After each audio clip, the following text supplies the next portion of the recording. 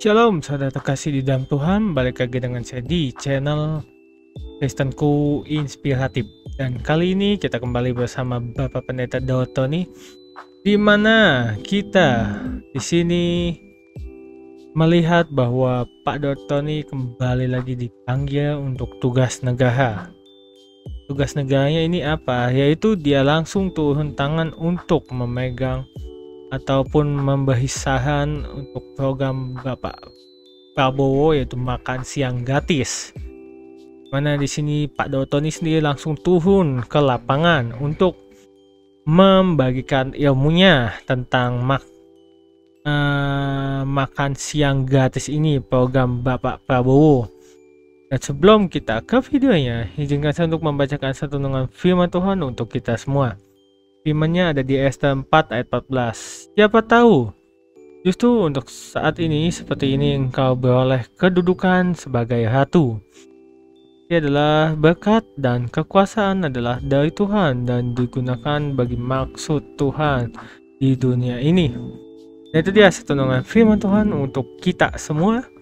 Langsung saja kita ke videonya bersama Bapak Pendeta Daud Tony. Mari kita simak videonya. Shalom Thomas. Shalom malam Pak Daud. Puji Kita doa Tuhan. dulu ya Thomas. Oke Pak Daud. Aku mohon kuasa Elohim bekerja, kekuatan Elohim bekerja, bebaskan dari yang jahat, bebas dari kutuk, bebas delapan. Kuasa Yesus bekerja, lewat kami semua Tuhan. Dan nama Yesus Elohim dimuliakan. Amin. Amin. Ya Pak Daud.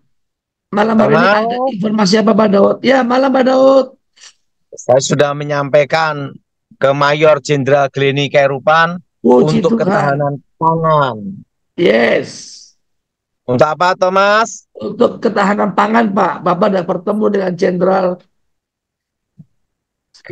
Glenny Kairupan. Glenny Parupan ya.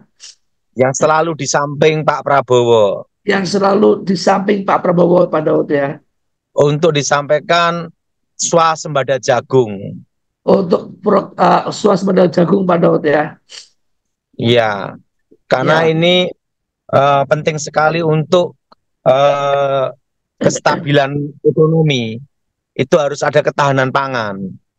Betul Pak Daud. Untuk apa, Thomas? Untuk ketahanan pangan Pak dan kestabilan ekonomi. Iya, dan itu sangat penting dan menentukan. Ya, sangat penting akan Supaya menentukan Pak. program Pak Prabowo Subianto itu untuk makan gratis bisa terlaksana, harus ada ketahanan pangan dulu. Jadi program presiden kali ini bisa berjalan kalau ada ketahanan pangan Pak Daud ya. Iya. Karena untuk pangan ini harus mandiri dan tidak tergantung impor. Yes, jadi tidak tergantung impor Pak Daud ya. Saat ini saya ada di mobil, Thomas. Oh, di kota Jakarta Pak Daud. Ya, baru selesai bertemu dengan Mayor Jenderal Glenny Kairupan. Wow, luar biasa Pak Daud ya. Untuk menyampaikan ketahanan pangan. Untuk menyampaikan ketahanan pangan, yes. Ya, karena saya kan sama dia kawan ya baru 20 tahun. Baru 20 tahun. Iya Pak Jadi Daud. saya bahas tentang swasembada jagung. Yes. Kenapa Pak? Kenapa Pak Daud punya berpikiran khidmat jagung Pak? Nggak ubi, nggak lain Pak? Karena jagung ini dari batang, daun, sampai bijinya, bonggolnya, itu semua berguna. Semua berguna Pak Daud ya. Berguna. Dan kedua, tahan untuk cuaca gitu loh. Terutama di tropis Indonesia. Ya, jadi Pak Daud memilih jagung karena semua jagung itu berguna Pak Daud ya. Nah, Thomas. Ya Pak Daud, karena semua jagung itu berguna Pak, dari bonggolnya. Thomas. Ya Pak Daud.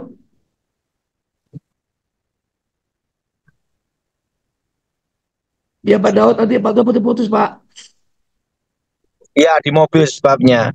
Karena jagung itu bisa untuk makan ternak, baik unggas, sapi maupun ikan. Oke. Yes. Berarti kalau Pak Daud Kalau kemungkinan ikan, jagung langsung naik tinggi mahal ya Pak. bagaimana? Pak Daud tadi bilang begini, nanti harga pasar jagung langsung naik Pak. Roket. Nah, tetapi untuk swasembada jagung ini harus ada 3 kementerian. Apa Pak? Menteri, Menteri, Pertama itu Menteri Pertanian, karena Pertanian. berhubungan dengan riset dan pembibitan Ya. dan pelaksanaan, Terus karena berhubungan gimana? dengan pupuk. Nah, Yang kedua, kedua, Menteri Keuangan, keuangan ya, bagian sumber uangnya Pak Daud ya. karena untuk yang namanya anggaran kan. Ya, investasinya. Nah, ketiga, Kementerian Perdagangan untuk kestabilan harga, satu harga se-Indonesia. Oke, jadi diperlukan 3 kementerian, Menteri Keuangan, Pertanian, dan Perdagangan untuk mengatur semua penjualan satu harga Mm-mm. dan kestabilan. Nah, itu penting sekali, Thomas. Ya, Pak Daud. Jangan pada waktu panen harganya jatuh, kan kasihan petaninya. Betul. Dan lahan-lahan Aduh. yang terbengkalai semua dibikin jagung. Yes. Nah, kalau singkong itu rawan di hama, yaitu tikus. Oh, iya Pak Daud. Apa, Thomas? Kalau singkong rawan di hama dan tikus, Pak. Nah, kalau padi itu rawan di air. Rawan di kalau jagung nggak perlu pakai air terlalu banyak ya, Pak. Ya, air perlu, tapi kan tidak terlalu seperti padi ya. Oh, Semua tanaman perlu air.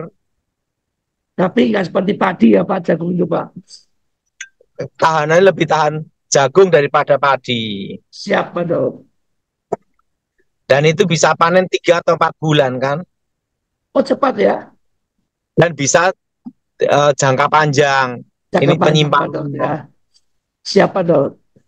Bagaimana, Thomas? Luar biasa, Pak Daud.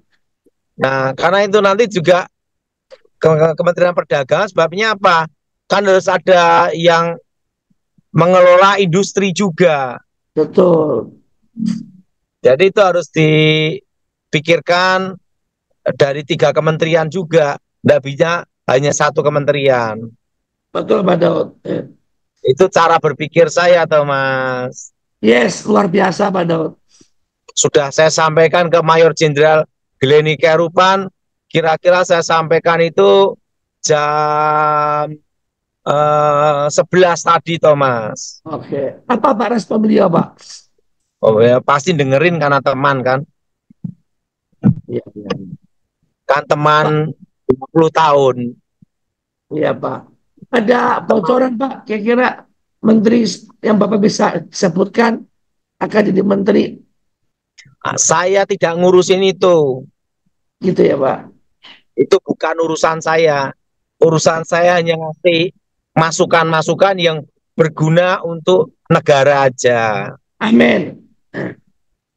Amin. Betul? Betul, Pak Daud. Jadi jagung itu harus satu harga se-Indonesia. Jagung itu satu harga se-Indonesia, Pak Daud ya. Karena itu berhubungan dengan logistik dan distribusi dan industri. Itu berarti perdagangan harus benar-benar, Menteri Perdagangan harus bisa benar menjamin, Pak ya. Iya, baru bisa sumber jagung. Jangan kayak cabai, panen raya anjlok, terusan tiba-tiba panen gagal, naik, apa kan udah bergejolak kayak cabai. Betul, Pak.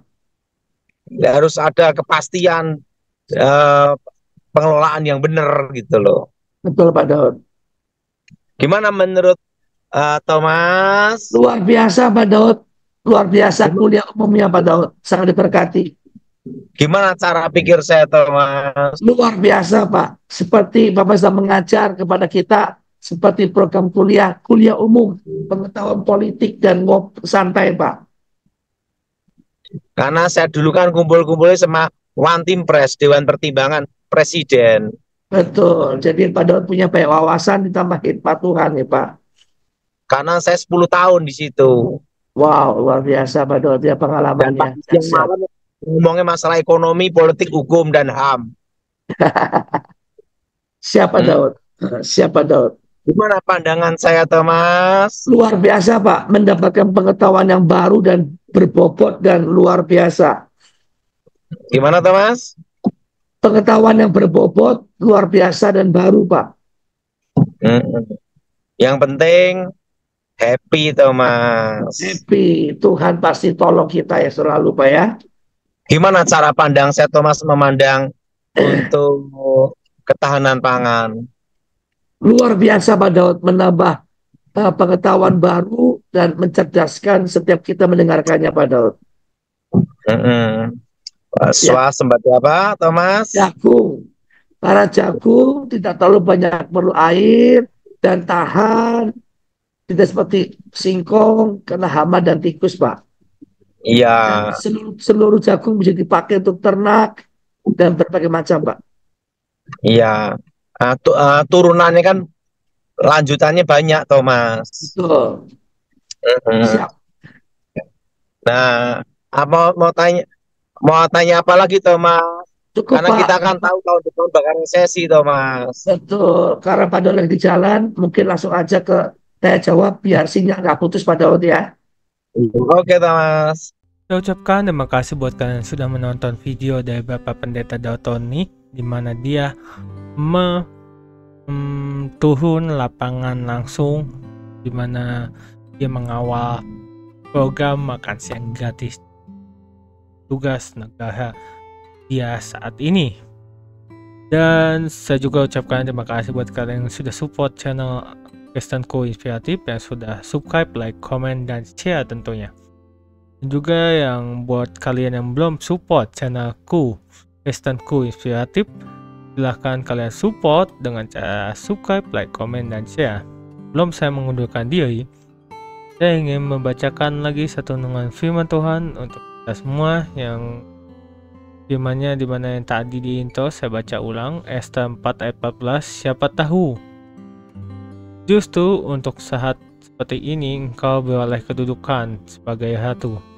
Dan itu dia setengah firman Tuhan untuk kita saat ini. Dan langsung saja saya undur pamit. Shalom and God bless you all.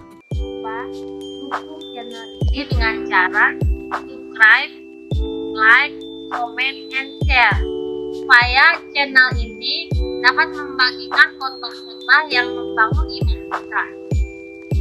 Terima kasih. Shalom and God bless you all. Zaharia 9 ayat 9. Bersorak-soraklah dengan nyaring, hai puteri Sion, bersorak-sorailah, hai puteri Yerusalem. Lihat, rajamu datang kepadamu, ia adil dan jaya. Ia lemah lembut dan mengendarai seekor keledai beban yang mudah. Zaharia 7 ayat 9-10. Beginilah firman Tuhan semesta alam, laksanakanlah hukum yang benar dan tunjukkanlah kesetiaan dan kasih sayang kepada masing-masing.